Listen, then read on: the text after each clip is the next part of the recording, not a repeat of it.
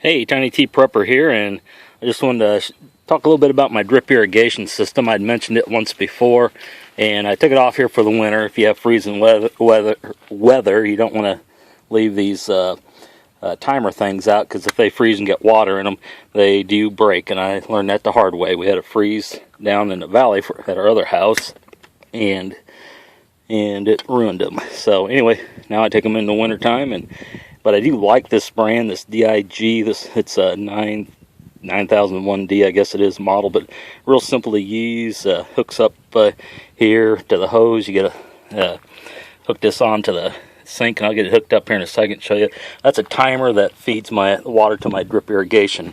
Now, I don't use that hose that's on there. My wife had that hooked up so she could water the plants, but I don't use that with the timer. So that there will hook directly, instead of the hose, will hook up here to the timer that I'll put here on the faucet. So I just leave the water turned on, and when it needs water, this kicks in here according to whatever schedule you get it, how many times a week, how many times a day, that kind of stuff. I think there's 3 or 4 different times you can set on it, so you can have 3 or 4 different watering periods during the day, or during the week, I guess. But anyway, I'll get this hooked up.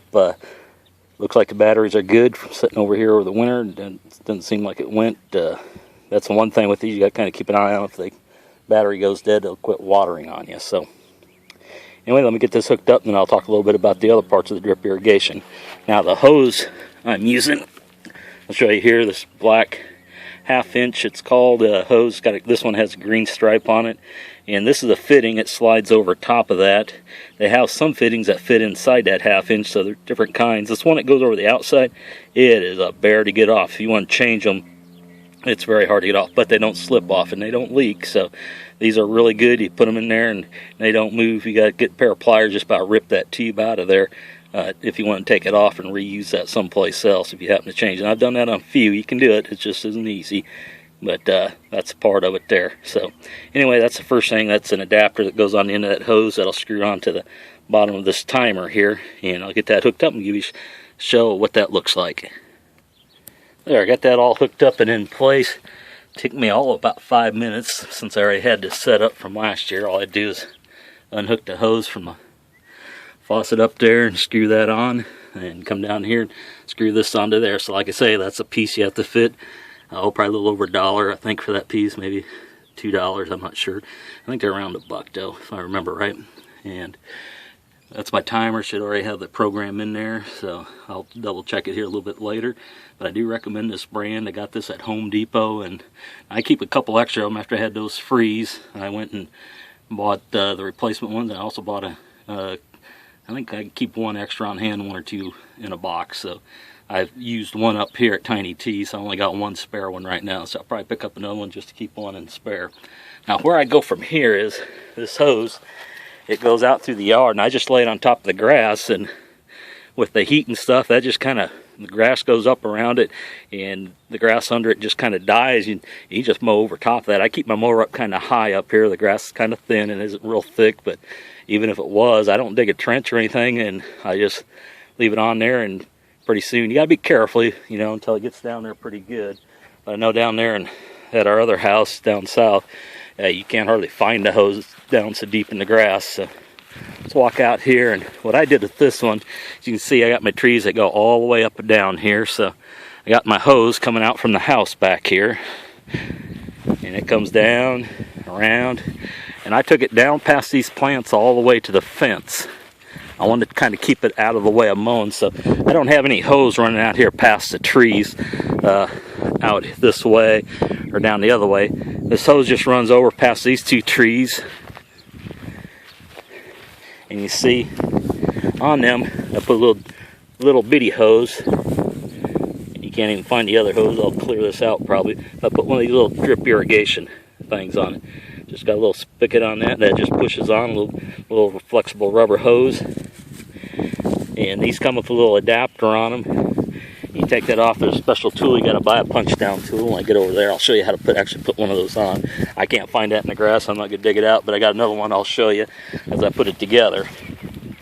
That comes out, you see my avocado, the one that was living, took a pretty hard hit with a second freeze. It was looking pretty good, but we had a pretty hard freeze after the first couple, and and it was already leafed out and doing pretty good, and now it got a few shoots coming out there. I think they're below the graft, but should still be an avocado, so I'm gonna let that go and see what happens. I'm kind of hoping once I trim that back it might come back from up above there. So, but this avocado didn't do too bad until it hit that second freeze, so I'll probably make these greenhouse plants and put something else up here. The other one didn't do well at all, so anyway, I'm still kind of hunting for a cold weather avocado that I can use. But find out along, you can see I got another drip irrigation on this one off that hose that comes from the house. And I brought that hose all the way over here, and I put a T. It's down there in the grass a little bit. It's gotten buried. Let me lift that up. And it's got a T adapter, and you buy those, or $1 or $2 for those, and that just slips over the hose there and slips over and goes off each direction. And this just follows the fence all the way down that direction and all the way down that direction. And what I do then is I just tee off every time I put a row of trees. I just tee off from it and put one of those drip irrigations on. Let's come up this way a little bit. You can see here for the two, I think these are peach trees. One's a peach and one's a pecan. But anyway, this comes out. You can see there's another T here, and it goes out, that hose goes out to there, comes out to this one. And then on the end of these hoses, like on the end of this one, it's coming back out. I don't go all the way across the yard again, but you can see I put a stopper on it. There's just a cap on there. I could that stops it, so a dead end here. So that T comes off, and I got that little one on there that I'll show you again here. It's got a little sprinkler on it on each of those. And so I've done that all along these down here. Go down along the fence, I put a T, and then I branch off and come out. It goes past those two trees to a dead end, then I punch a little hole in it and put a little tube that waters each of the trees in. So each one of these trees got a little watering nozzle on it.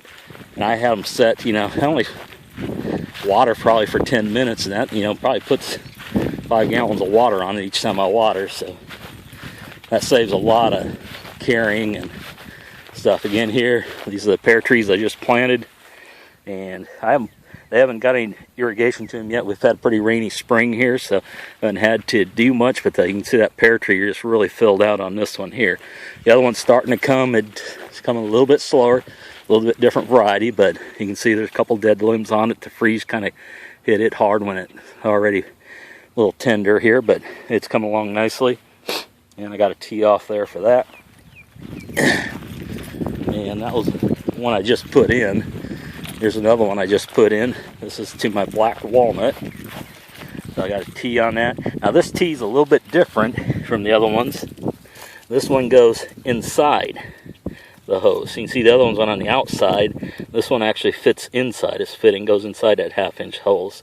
So it probably restricts water a little bit, but I doubt if it's very much. These drip irrigation, they don't use a lot of water going through them. There's just the water pressure go through there. So the thing is, I can take this off a little bit easier, but they also fall apart a little bit easier. Those other ones that go over top of the hose, they just don't hardly come off at all. These here you can pull apart, so I gotta be a little bit more careful on this. Not real careful, it still holds pretty good, but it could slip off there, so I gotta kind of watch, double check that. Somebody catch it with something, a foot or something, they could maybe knock that apart. And here you can see a little bit easier since this ain't got grown up. I just did these a few minutes ago. You can see the hose, a little piece I put in there. I punch a hole in this with a special tool that you got to buy, and that slides over that, and then the hose comes over and attaches to that. Alright, and let me go down here where I'm getting ready to punch a couple of them. These are 2 almond trees I planted earlier. These are the bare root ones, and boy, they're taking off doing real good, the almonds. And I'm real happy with those. So let me show you here. This is a special tool, and that just makes a little hole here. You just push this in here. You gotta twist a little bit, make sure you get a hole in there. I pull it in, push it out, and I punch that in there real good. And let me get that done, get the hole made. Okay, got that punched in there pretty good. And I just twist that, get it in there, pull that out, and you see there, got that in pretty good. And I punch it in there 2 or 3 times just to make sure I got a good hole. Alright, then this is what I buy of these gripper ones. You can see this is 0 to 10. You can adjust how many gallons comes out of it, and I just make sure they're all kind of going, at the same time. They all got a pretty good drip on them, and then I leave them at that. Sometimes when you add more trees to the system, I gotta go back and adjust them a little bit. But like I say, I don't water for very long at a time, and a lot of water comes out, so I don't have to sit there. Thing is, with the dripping here, it doesn't run off like it does with the hose. The hose comes out there, the big gush, and you get water running everywhere. This here drips and it goes right down where you put it, and does a good job watering. So let me get one of these out.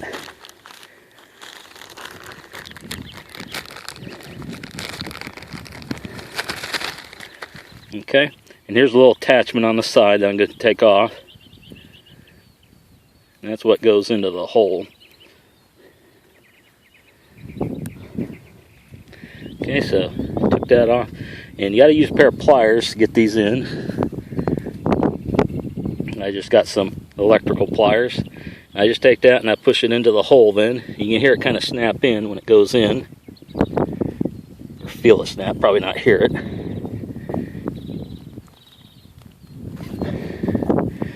Alright, that didn't go the first time. Let me try again here. Well, there it goes. Snapped right in. Okay, so see that one in there? Then this is the type of hose. I cut off a little piece of it. It's a little flexible hose.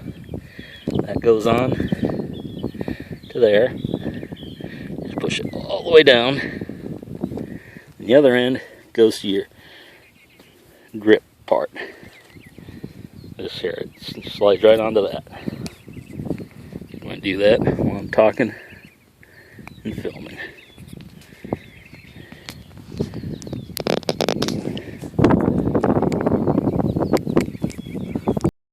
Okay, got that on there. And just stick that in the ground, make sure it's turned on a little bit here, and stick it in. We're good to go. I try to make sure I keep them up somewhat close so I know about where they are when I go to weed eat or mow around these. I get some ants around there, so I got to kind of watch I don't get in some fire ants. Anyway, that's drip irrigation, and I got another one to do here, another line with 3, so I'll get that one put in, put the other ones in, and I'll get the water to it. Okay, Tiny T here. I'm testing the water. I went ahead and turned it on. I have it on, I think it's 10 minutes it's going to go. So I got, 10 minutes there. You can see I got a little bit of a leak down there at the O-ring, but that's going to come in handy because I got some plants I want to water. It only does it when it comes on for those 10 minutes. So it's don't have that trouble down with my other one, but this one for some reason hooked up 2 of them. I think it's just an O-ring that older hose where I hook up that faucet with the on off there. I think that's got kind of corroded, so it didn't fit real tight against the O-ring. You can see here this one's just barely dripping, so open it up a little bit. I added some trees on there, so there we go. That's about the way I like to have them go for 10 minutes. This one's going good, so I'll go around and check, make sure each of them's doing that. Oh, here's one somebody's hit with a weed eater, probably me. So that's one I'm going to have to replace here, so I'll just cut that off a little shorter, it looks like. And that's one I got to fix. And this one here, not much dripping. So that's all I do now is, for the season. Sometimes when you're mowing weed eating, when you don't have these going, it's hard to tell. I think I remember hitting that one, so. And so far everything looks pretty good. That one looks good. So anyway, that's my drip irrigation system, and I'd recommend it. Oops, here's another one that's leaking, so got 2 there I got to repair. So those 2. But anyway, this is Tiny T signing out. Hope you all have a good day.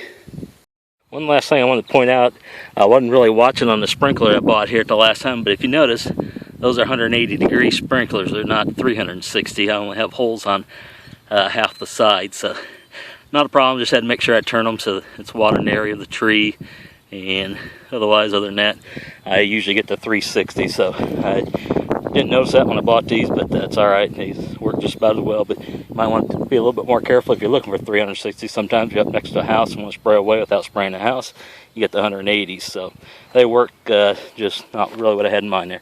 I can see my 10 minutes are up, and it's shutting down already, and probably these down here at the end are getting just the last little bit of it. So anyway, there's my test. I got them all the 3 repaired that had been hit by a lawnmower, by a weed eater. I think the lawnmower looked like it was 55 lines. So, coming Probably going to beat the rain here. And